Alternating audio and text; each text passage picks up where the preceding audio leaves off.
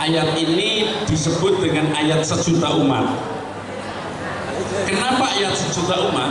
Karena hampir semua orang yang muslim, yang dewasa itu hafal dengan ayat ini. Ya.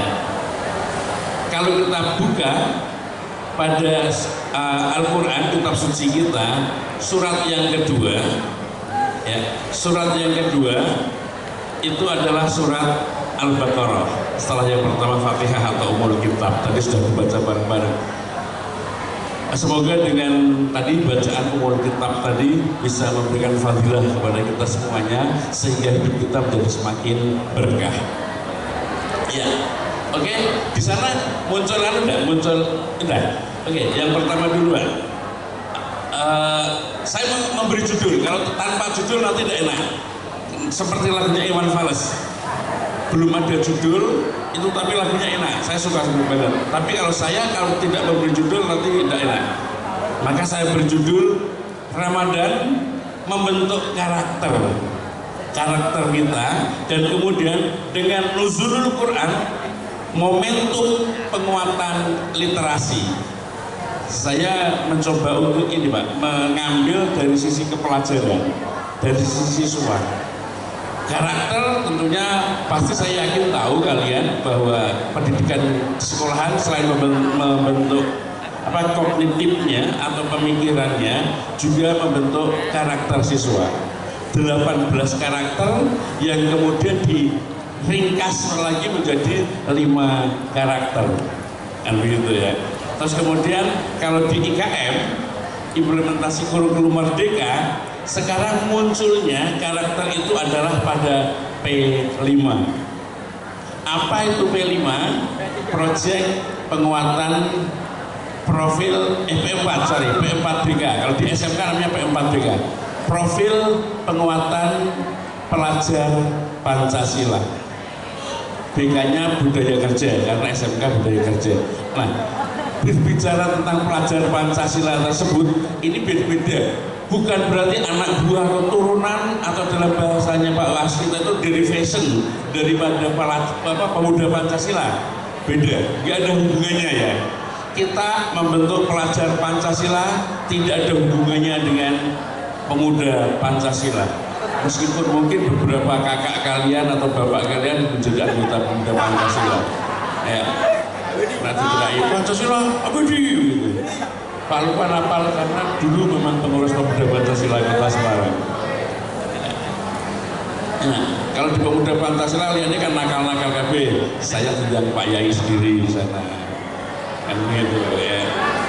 Nah, acara-acara tausiah andalannya adalah saya, karena di lembaga dakwahnya pemuda Pancasila. Nah, terus kemudian tadi Al-Baqarah 183. Kita bicara tentang, karena ini adalah bicara tentang puasa Ramadan, maka kita bicara Al-Baqarah 183. Ayat sejuta umat yang berbunyi a'udzubillahi minasyaitonirrajim.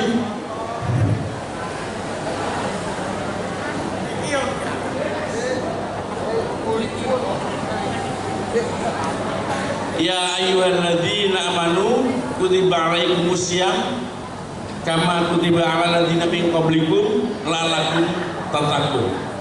Ya ayyuhalladzina amanu, ini kalau ayat yang diawali dengan ya ayyuhalladzina amanu itu saya gunakan ada Abah Damiri, Pak Hamran dan Pak Mursyid. Mereka bertiga-tiganya besti saya semuanya. Kalau Abah Damiri selain besti juga guru saya. Ayat yang diawali dengan ya ayyuhan ladzina amanu itu adalah ayat yang madaniyah. Itu ayat yang turunnya di Madinah. Kalau ayat yang turunnya di Mekah atau surat Makkiyah itu biasanya diawali dengan ya ayyuhan nas, wahai manusia. Kenapa? Karena pada periode Mekah atau masa-masa Makkiyah, ayat-ayat Makkiyah itu Islam belum begitu kuat, sehingga masih diajak manusia untuk berbuat baik. Tetapi kalau sudah di Madinah, maka kemudian Islam sudah mulai menguat, sehingga kita Tuhan Allah itu memberikan perintahnya dengan ya ayyuhan nas, ya ayyuhal mu'minun. Ya ayyuhalladzina amanu. Amin. Karena orang-orangnya sudah kuat imannya. Terus kemudian pada ayat perintah puasa ini, orang seringkali berpikir bahwa puasa itu adalah ibadah antara kita dengan Tuhan, antara kita dengan Allah. Pemahaman seperti itu betul, bahwa puasa itu adalah ibadah mahdoh yang sudah diatur segala-galanya, mulai dari kapan sahurnya, kapan bukanya, dan apa yang harus dilakukan, apa yang membatalkan, sudah diatur secara rigid, secara detail ya dalam Islam. Namun pemahaman seperti ini tidak lengkap atau perlu dilengkapi. Kenapa? Karena ternyata pada ayat tersebut ya, ketika manusia yang beriman, ya ayyuhalladzina amanu tadi, orang-orang yang beriman itu diperintahkan untuk berpuasa, maka di belakangnya ada lanjutannya. Lanjutannya apa? Yaitu ya sebagaimana orang-orang sebelum kamu. Oke, kita lewati sama bahwa dulu sebelum Nabi Muhammad, nabi-nabi sebelumnya juga berpuasa. Orang Kristen atau Katolik, Nasrani itu mereka juga berpuasa. Ya, karena Nabi Isa itu yang mereka anggap sebagai Tuhan dan kita menganggapnya sebagai nabi, itu dulu juga diperintahkan untuk berpuasa. Nabi Musa, Nabi Ibrahim semuanya berpuasa, apalagi Nabi Daud. Nabi Daud itu malah puasanya lebih ngeri lagi. Ya, iwak tari botrok, ngeri trok. Enten sedina poso, sedina ora, sedina poso, sedina ora. Nah, dan itu berjalan terus dari waktu ke waktu. Dan terus kemudian kapan bisa menikmatinya? Sedina penak, sedina ora penak. Tetapi bagi orang yang sudah menikmati puasa, maka itu menjadi kenikmatan ketika berpuasa. Ya, oke. Lanjutnya adalah bahwa tadi dikatakan sebagaimana orang-orang sebelum kamu. Ya. Terus dilanjutkan adalah tujuan dari puasa. Tujuan dari puasa itu apa? La'alakum tattaqun, agar kita menjadi orang yang bertakwa. Kita tidak berhenti sampai di sini. Tentunya sebagai seorang yang haus akan belajar, haus ilmu, ya, maka kita juga melanjutkan lagi. Nah, orang-orang yang supaya menjadi orang yang bertakwa. Orang yang bertakwa itu gimana? Maka kemudian kita akan coba pada Al-Baqarah lagi, tetapi ayat depan, ayat mula. Jadi kita mulai dari A'udzubillahi minasyaitonirrajim, bismillahirrahmanirrahim, Alif Lam Mim. Ya, dzalikal kitabula raiba fihi, tidak ada keraguan. Ya, di dalam kitab Al-Qur'an itu tidak ada keraguan. Bu Ika mengatakan nodam. Dam itu bukan merek pompa air ya.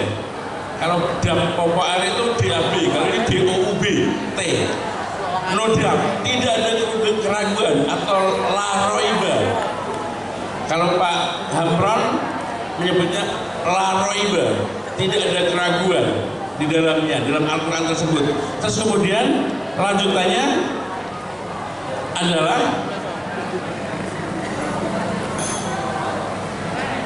la roiba, mereka yang petunjuk bagi orang yang bertakwa.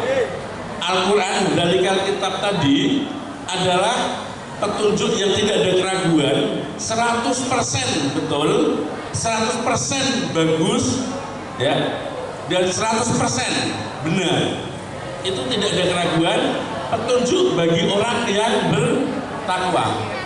Nah, bertakwa itu gimana? Dilanjutkan dalam berikutnya adalah mereka yang beriman kepada yang gaib, alladzina yu'minuna bil ghaib.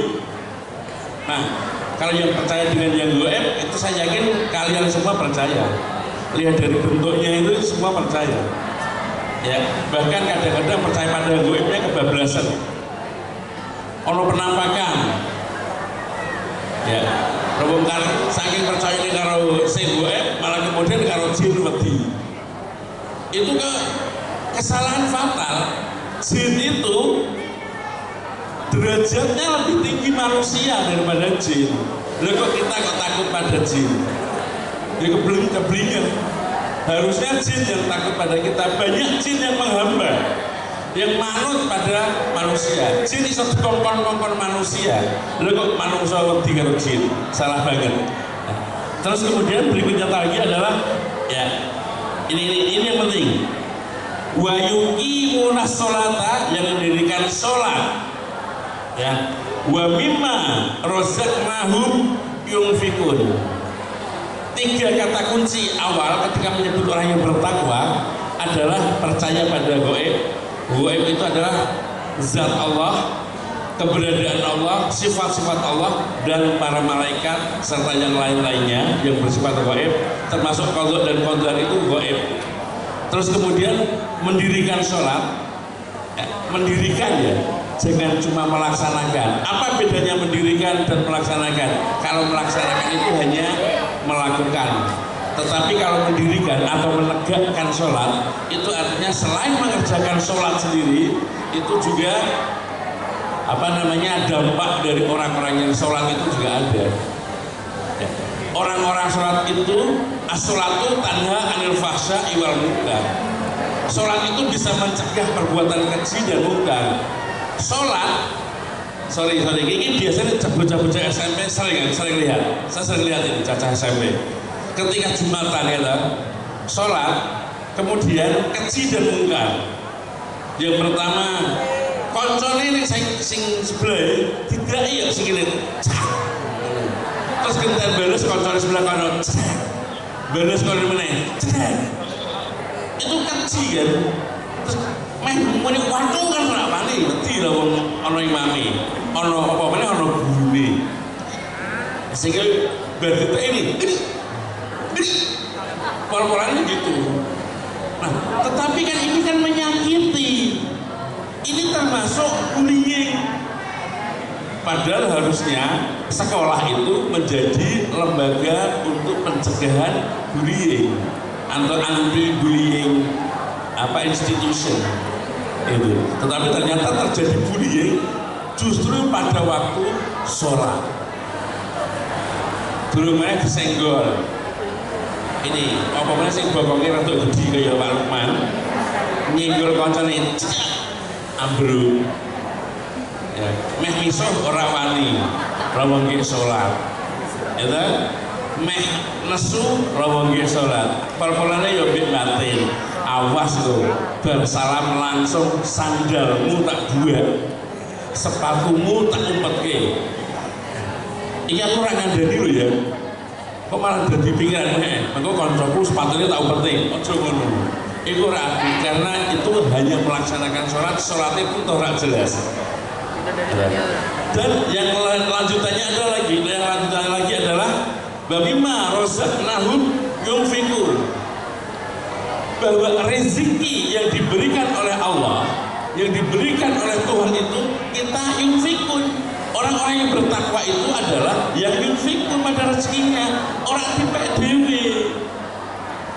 Ya, untuk duit itu 2,5 itu kan wajibnya. Ya, 2,5% itu kan wajibnya. Kalau kita menggunakan paradigma Muhammadiyah yang tidak hanya zakat fitrah, zakat mal yang memiliki nasabnya, itu ada lagi zakat mal zakat profesi. Berapapun gaji kita itu akan kena 2,5%. Tidak usah menunggu nasab. Tidak usah menunggu batas minimalnya. Tapi berapapun profesi kita itu adalah kena, sebagaimana para petani juga kena zakat gitu. Nah, maka kemudian dalam konteks pemikiran modern itu orang mengatakan begini, bahwa puasa itu menciptakan manusia muslim tidak hanya memiliki kesalehan personal, tetapi harus memiliki kesalehan sosial. Apa itu kesalehan personal? Orang-orang yang hanya menjalankan perintah atau baik secara hablum minallah, antara dirinya dengan Tuhannya, antara kita dengan Allah. Kita bagus di sana, tetapi lupa atau abai dengan hablum minannas, abai dengan kesalehan sosialnya. Anak-anak bahkan ini kayaknya saya lihat wajah-wajahnya ini kayaknya puasa. Kalau yang sana tidak puasa, saya pak wajah deh, maklum ya. Kalau yang sini kayaknya puasa semua ya, nak. Puasa semua ya. Saya yakin puasa semua yang di sini. Ya, meskipun ada yang puasa maghrib, puasa asar gitu ya. Atau puasanya maghrib semua? Maghrib semua. Mas, kamu kuat nih mas ya? Puasa maghrib kuat ya? Wah top. Sudah SMP, puasanya sudah puasa maghrib bro, puasa full. Ya, kalau kita puasanya puasa full, maka cinta kita kepada Allah kan cinta yang full juga. Sebagaimana kalian juga kalau dicintai oleh siapapun, pengennya juga dicintai full. Maka dengan kata I love you full, gitu ya. Meskipun sebenarnya kata I love you full itu diungkapkan oleh para Rastafarian, orang-orang Rastamania, Bob Marley dan kawan-kawan, full itu bukan full penuh, tetapi fullnya full bodoh, Pak. FOOL. I love you full itu artinya saya cinta kamu bodoh. Itu kalau Bob Marley, asalnya dari kalimat tersebut. Nah, sehingga ada lagu yang mengatakan I love you full itu FOOL bukan FULL. Gitu. Nah, kalau kita fullnya adalah bukan full FOOL, tapi FULL, maka cinta kita pada Allah harus full. Kita dicintai oleh Allah harus full. Ya, maka puasanya juga puasa yang full.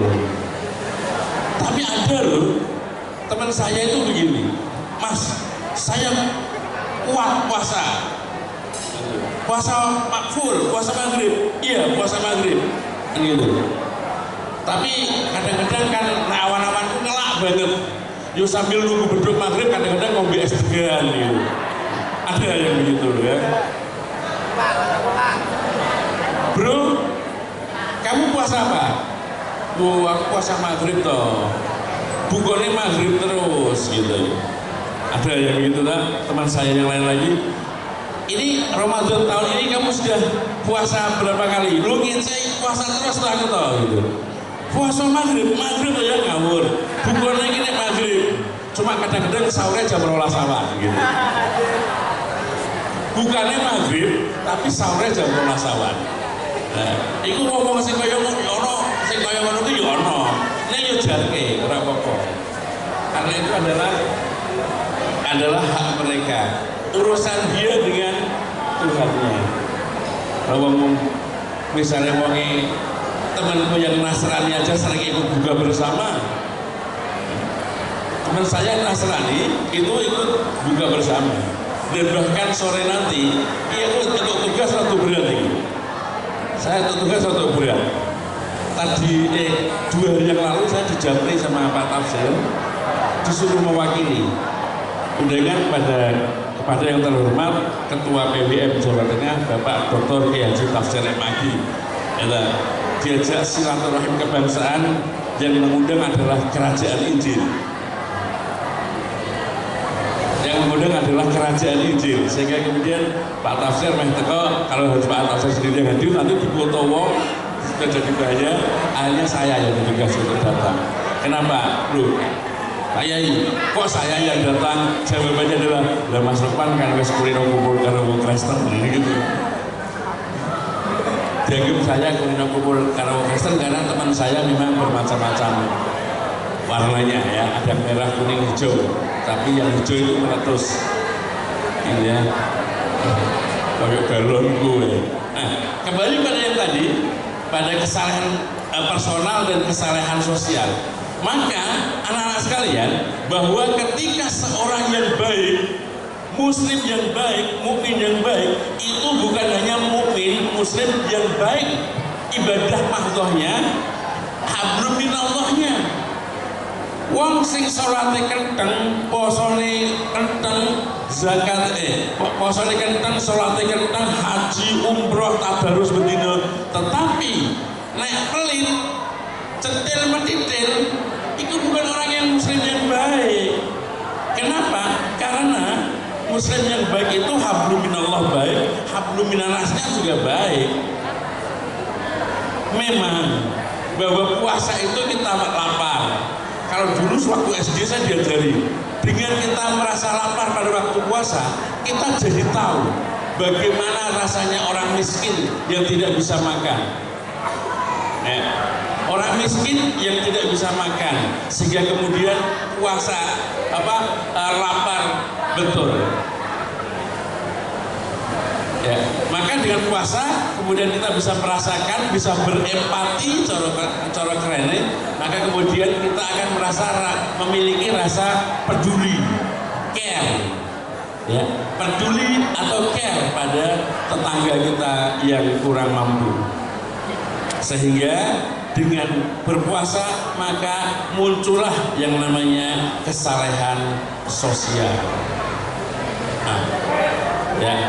Kesalehan sosial, kesalehan yang dimiliki oleh orang atau mukmin yang merasa harus berbuat baik pada tetangga, pada sesamanya, peduli, ya.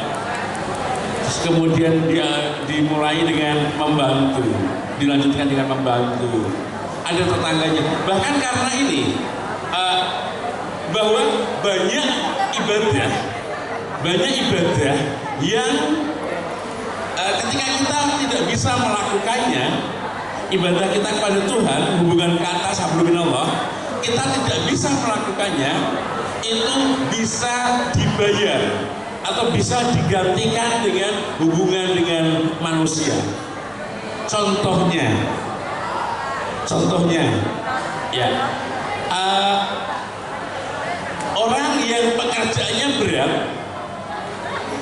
dan sudah tua dan tidak mampu puasa, ini kan salah ya, melanggar ya. Dia tidak puasa karena nyon sewu pekerjaannya berat banget dan usianya juga sudah dewasa, sudah tua, senior. Dia tidak bisa puasa, maka kemudian dia melanggar. Namun pelanggaran pada Tuhan ini bisa diganti, bisa ditukar, bukan harus dengan dibayar di kodok, puasanya dibayar berikutnya. Kalau ibu-ibu kan ketika haid maka kemudian tidak puasa tapi harus dikodok, harus dibayar puasa pada bulan-bulan berikutnya.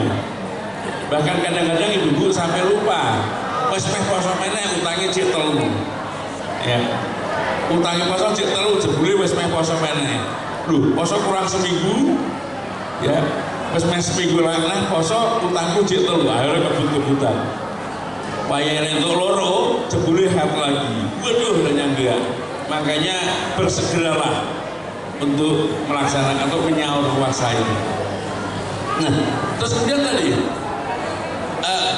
orang tua yang tidak berpuasa tadi bisa disaur, bisa diganti dengan cara yang lain. Misalnya dengan membayar fidyah namanya. Orang yang tidak berpuasa namun tidak mampu puasa tetapi harus membayar fidyah. Artinya adalah kesalahan secara personal hablum minallah kepada Tuhan ini bisa diganti dengan kesalehan sosial hablum minannas. Atau ketika kita naik haji, Pak Mursyid ini, ketika kita naik haji kan ada beberapa kegiatan, ketika kita tidak bisa mengikuti kegiatan di haji tersebut, ada rukun yang kita tidak mampu melakukannya, maka ini kan kesalahan kita, pelanggaran kita adalah pelanggaran dengan Tuhan. ya, maka itu bisa diganti dengan namanya dalam haji namanya membayar dam. Ya. Ini kemudian menegaskan kembali pada kita bahwa kesalehan sosial atau hablum minan nas itu sangat penting. Dan ada satu lagi, tadi ketika kita kesalahan pada Allah itu kita bisa bayar ganti dengan kesalahan dengan berbaik pada manusia. Tetapi kalau kita memiliki kesalahan pada manusia, Nyon Sewu ini penting ini. Kalau kita punya kesalahan dengan manusia, ya, misalnya kita pernah jotos, ini anak-anak yang sering jotos-jotosan, nyek-nyekan, bully-bullyan, ya, maka kemudian ini Allah tidak akan mengampuni dosa kita sebelum orang yang kita salahi tadi itu memaafkan. Sekali lagi, Allah tidak akan memaafkan atau mengampuni dosa kita kalau kita belum meminta maaf pada orang yang kita salahi. Ya, dalam sebuah riwayat dulu pernah ada seorang anak yang memiliki salah pada ibunya, pada orang tuanya, dan ketika mau meninggal sudah berada pada sakratul maut. Ya, orang tersebut belum bisa meninggal. Sakaratul mautnya menjadi luar biasa, menderita betul. Kenapa? Karena si anak ini, belum meminta maaf atau belum dimaafkan sama ibunya. Ya, kemudian akhirnya ketika ibunya ini didatangkan, ya, kemudian memberikan maaf pada anak tersebut. Akhirnya anak tersebut bisa melewati sakaratul mautnya dengan lancar, langsung begitu. Ya, oke. Itu adalah ketika kita bicara tentang kesalahan sosial tadi mengenai hablum minallah dan hablum minan nas. Anak-anak, ini ternyata kemudian saya diperingatkan 10 menit lagi. Oke, sebelum 10 menit saya selesaikan nanti. Ya. Tadi ketika diperintahkan untuk warazaqnahum yunfiqun, Pak, orang yang berinfak itu kan orang yang sudah kaya, kan begitu nih. Orang yang kaya yang bisa berinfak. Saya itu tidak kaya, untuk makan cukup-cukupan, itu masih mending, harus disyukuri masih cukup makan. Banyak yang tidak cukup untuk makan. Maka kemudian di dalam surat Ali Imran ayat 134 itu dinyatakan, jadi ini cetha sekali, ayat yang cetha mela-mela, ya, bahwa ketika kita berinfak itu alladzina yanfiquna fi syarra wal dharra, orang berinfak itu adalah dalam keadaan syarra sempit maupun syarra lapang maupun dharra maupun sempit. Gitu. Jadi di waktu lapang maupun sempit, waktu duit atau tidak duit sini atau duit waktu lapang duit wakeh sugih maksudnya itu wajib berinfak, sebaiknya harus berinfak. Ataupun dalam keadaan sempit duitnya sedikit,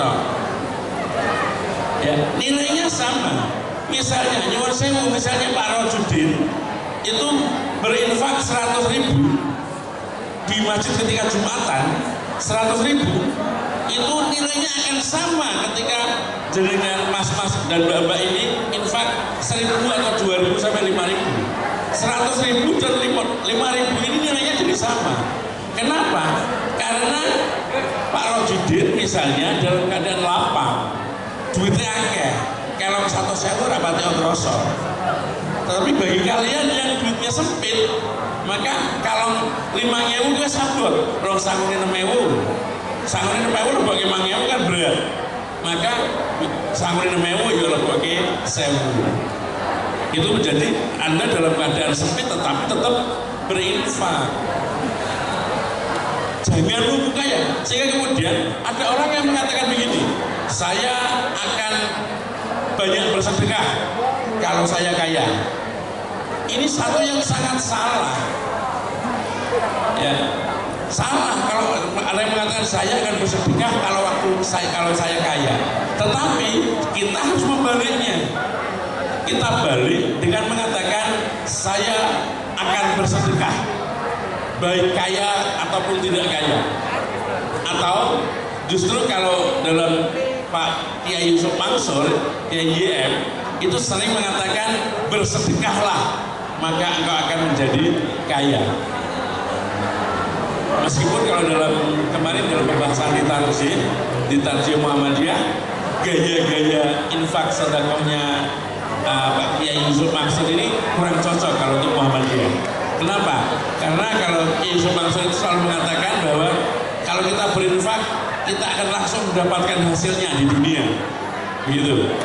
Ya. Kalau Muhammadiyah masih sangat berprinsip bahwa kita zakat, kita berinfak, bersedekah, itu Allah akan membalasnya, terserah Allah akan membalas di dunia maupun di akhirat. Begitu. Sehingga kemudian niat kita, kalau kita yang dikhawatirkan dari Muhammadiyah mengkhawatirkan kalau modelnya Yusuf Mansur ini nanti niat kita ketika berinfak bukan lagi karena kita melaksanakan perintah Allah, tetapi kita berinfak atau bersedekah karena kita ingin kaya di dunia. Nah, ini Muhammadiyah yang kurang cocok. Muhammadiyah itu mengharapkannya dari Allah. Terus kemudian, saya akan masuk pada puasa nuzulul Quran. Sebentar, anak-anak, Mas Eka langsung ke nuzulul Quran, bisa itu di bawahnya, di slide yang ke 18. Sebelum sampai ke nuzulul Quran ini, saya akan tanting dulu ke kalian bahwa puasa itu adalah 1 bulan yang adalah masa training. Ya. Puasa bulan Ramadan ini adalah masa training selama 1 bulan. Jadi ketika sudah Lebaran, sudah Idul Fitri, ya, kita kembali fitri, suci lagi jiwa kita karena dicuci selama 1 bulan itu, maka kemudian menjadi minal aidin wal faizin. Ya, kita mengucapkan bahwa orang-orang yang selesai puasa itu minal aidin wal faizin. Orang-orang dulu nek wong Jawa mengatakan wong kowe ra poso ya ora duwe bodo kan begitu. Ini maksudnya adalah kalau orang yang tidak puasa berarti tidak bakal menjadi aidin wal faizin. Tidak bisa menjadi orang-orang yang kembali fitri tadi dan mencapai kemenangan. Kemenangan atas apa? Kemenangan untuk atas pengendalian diri, memenangkan hawa nafsu, perang terhadap hawa nafsu. Karena hakikat puasa adalah pengendalian diri. Begitu ya. Oke, kita masuk ke yang tadi lagi. Nuzulul Quran di slide 18.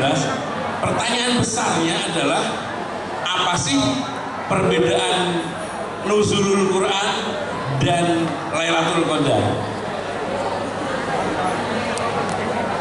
Kalau ada yang bisa ngaco dan benar, kuota paket 50.000. Apa perbedaan Lailatul Qadar dan Nuzulul Quran? Kalau ada yang bisa menjawab perbedaannya, ngacung. Kalau betul, maka akan ada bonus kuota paket data 50.000 apapun nomor kalian. Ada yang boleh ngacung mencoba? Ntar Pak, searching. Oh, searching dulu. Saya batasi sampai angka 5. Karena kalau searchingnya kesuai nanti. 1 perbedaannya 1, 2, 4, 5.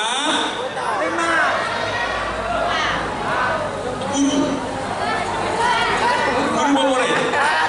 Oke, silahkan. Coba. Ya, Bapak, searching Pak. Apa perbedaan Lailatul Qadar dengan Nuzulul Quran?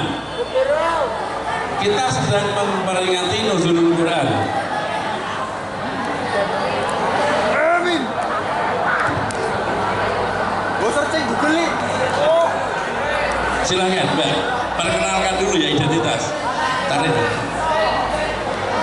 Amin. Mbak, maskernya dilepas sebelah.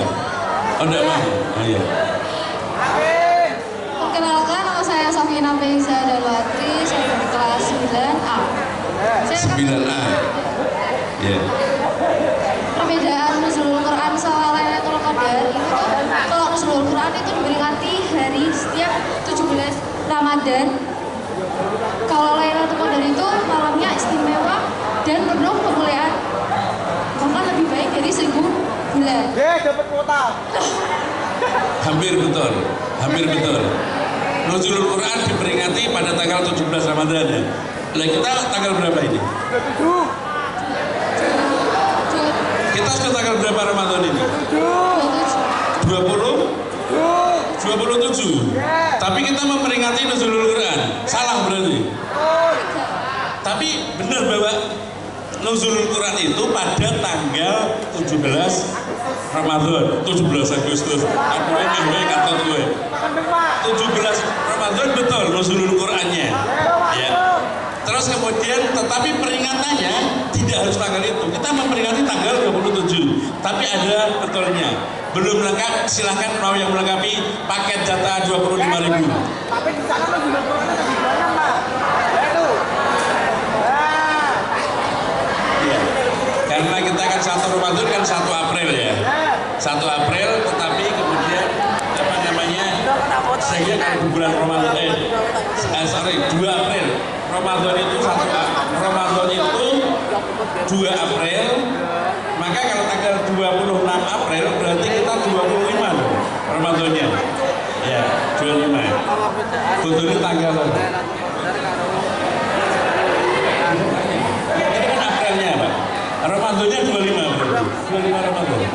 Oh, mas kadung didesain dulu ya. Pak Ujan, Pak. Ya, oke.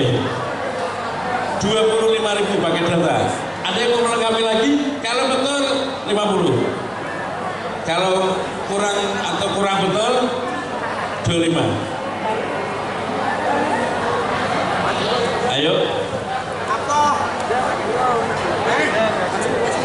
Ayo Mas. Iya itu belakang ngaco. Oh ngaco tapi ngumpet. Itu namanya lempar batu sembunyi kepala.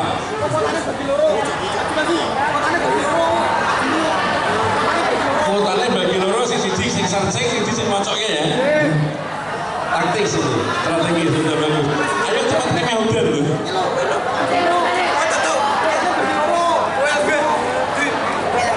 Ayo. Berkaitan dengan kemampuan literasi. Karena Nuzulul Quran itu bagi saya adalah momentum untuk menguatkan literasi.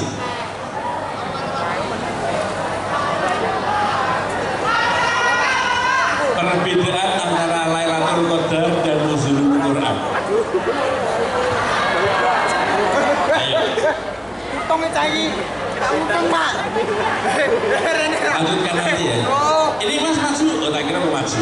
Sebelum juga sepatu. Mas, saya perlu pastikan itu sepatu model Mas, sepatu ini koncone. Jangan-jangan tiru-tiru semua yang tak omongin. Awas guys, sepatu ini tak omongin gitu ya. Oke, saya lanjutkan dulu nanti dijawab setelahnya ada apa? Atau dijawab tulis WA ada apa? Jadi saya tidak sebutkan dulu apa perbedaannya. Namun kalau kita sadari bahwa Lailatul Qadar itu adalah malam Nuzulul Quran itu adalah malam diturunkannya Al-Quran, bukan Al-Quran ya, bukan Al-Quran, tetapi Al-Quran surat Al-Alaq ayat 1 sampai 5 ya, diturunkannya surat Al-Alaq 1 sampai 5. Kalau Al-Quran sendiri diturunkan kepada Nabi Muhammad itu berturut-turut, tidak hanya pada 17 Ramadan ya, yang lainnya itu justru bukan pada bulan Ramadan. Nah, kemudian kalau Lailatul Qadar tadi adalah malam lagi, saya lewati dulu. Ini adalah ayat 1 sampai 5. Kemudian kalau kita baca, Pak, itu di lanjutnya terus ya, yang ayat ya, oke. Ketika kita buka ayat Al-Alaq 1 sampai 5, itu di sana diawali dengan kata A'udzubillahi minasyaitonirrajim, Bismillahirrahmanirrahim, Iqra. ini banyak yang menafsirkan, ya, banyak juga hadis-hadis juga menceritakan bagaimana Nabi ketika berada di Gua Hira dalam keadaan sedih, dalam keadaan takut karena selalu dikejar-kejar oleh kaum kafir Quraisy, menyendiri di Gua Hira, memohon bermunajat kepada Allah, takarrub ila Allah. Maka kemudian pada malam itu 17 Ramadan, Pak, berarti rak tarawih Pak Nabi. Berarti rak tarawih toh Ramadan tanggal 16 malamnya malah menyepi di Gua Hira. Waktu itu belum turun tarawih kayaknya. Saya belum memastikan lagi tanggal perintah tarawih dengan tanggal lahir turunnya itu. Kayaknya belum. Karena kan Nabi belum jadi Nabi. Pada saat itu Nabi belum jadi Nabi, belum jadi Rasul, sehingga belum ada tarawih. Gitu. Nah, maka kemudian Nabi melalui malaikat Jibril itu Allah berkata kepada Nabi, Iqra. Artinya apa Iqra? Bacalah. Ya, bacalah. Saya tidak bisa membaca. Anak ummi, saya itu buta huruf, tidak bisa membaca. Iqra, tekan lagi sampai kemudian Nabi itu memeluk laki-laki yang ada di depannya itu, malaikat Jibril, sambil menangis karena diperintah untuk Iqra. Ya, diperintah untuk membaca, tapi Nabi sendiri tidak bisa membaca. Maka kemudian Jibril itu menyampaikannya langsung, Iqra bismi rabbikal ladzi khalaq, khalaqal insana min 'alaq. Iqra wa rabbukal akramul ladzi 'allama bil qalam, 'allamal insana ma lam ya'lam. Tadi bacalah. Satu, Iqra bacalah. Iqra bismi rabbikal ladzi khalaq. Diulangi lagi. Iqra-nya diulangi lagi. 2 kali itu Iqra diucapkan. Terus kemudian yang keempat itu adalah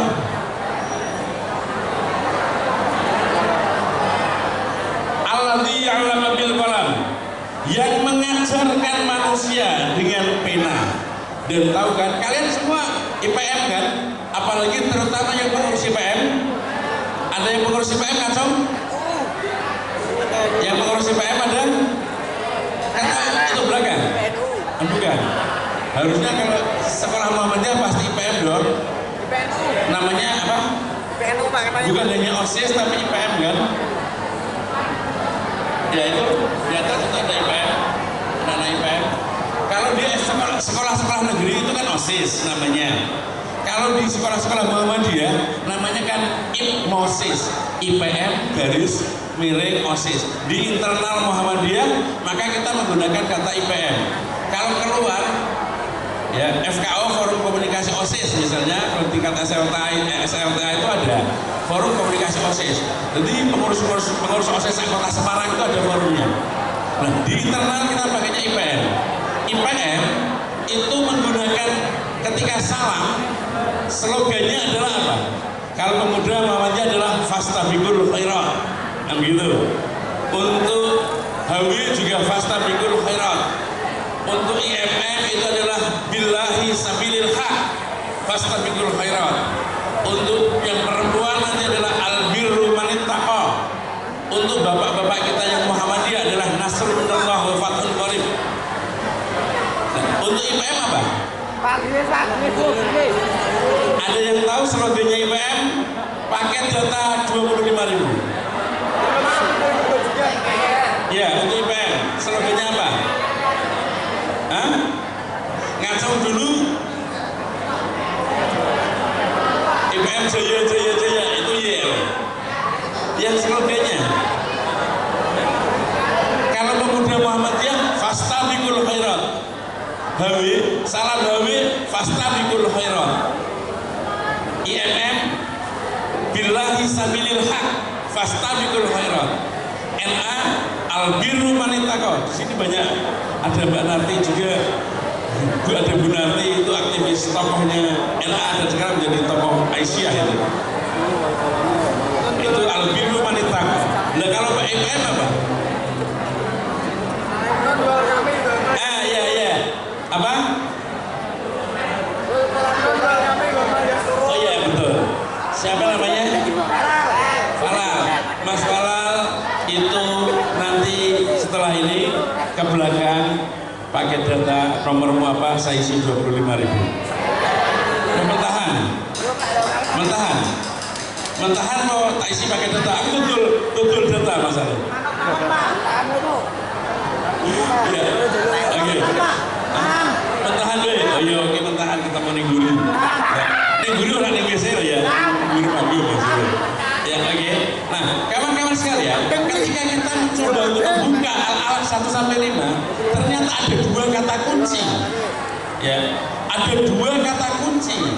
Ayat yang diucapkan, satu adalah ikra yang diulang, kemudian yang lagi ada alamal, ya, mengajar. Ini berarti adalah ikra ayat 1 sampai 5, al-alaq 1 sampai 5 ini berarti adalah ini murid dan guru banget, belajar dan mengajar. Jadi Islam itu sangat mementingkan, sangat memprioritaskan adanya proses membaca dan belajar mengajar. Karena apa? Ini adalah ayat yang pertama kali turun. Ya. Berarti belajar itu, ikra atau membaca dan kemudian belajar itu menjadi sesuatu yang sangat penting dalam Islam. Ya, oke. Namun ada fakta, masih kan, tolong masih kan. Ada faktanya adalah bahwa menurut survei yang dilakukan oleh PISA, ya, PISA itu kalau sekarang kalau orang kurikulum, maka kurikulum pasti akrab banget dengan kata PISA, karena sekarang ini Kementerian Pendidikan menggunakan parameternya adalah dari PISA, program for International Student Assessment, program penilaian siswa, program internasional penilaian siswa. Kalau orang kurikulum pasti akrab dengan kata-kata PISA itu. Ya. Nah, menurut data dari PISA, Indonesia itu masuk pada urutan secara literasinya, ya. Literasi itu kaitannya adalah membaca, memahami, membaca dan memahami. Nanti kita juga akan membacakan. Kita ketahui apa itu literasi. Maka dari data dari PISA, Indonesia itu adalah urutan ke-62. Ya, urutan ke-62 dalam literasinya dari 70 negara yang disurvei. Artinya apa? Indonesia itu adalah 10 besar paling bawah terakhir dalam urusan literasinya. Padahal Islam mengatakan bahwa membaca literasi itu adalah ayat pertama yang turun. Artinya apa? Berarti umat Islam Indonesia itu tingkat membacanya itu rendah sekali. Nomor 60 dari 70 negara yang disurvei. 62. Kan parah sekali. Begitu. Nah, makanya kemudian mumpung dalam suasana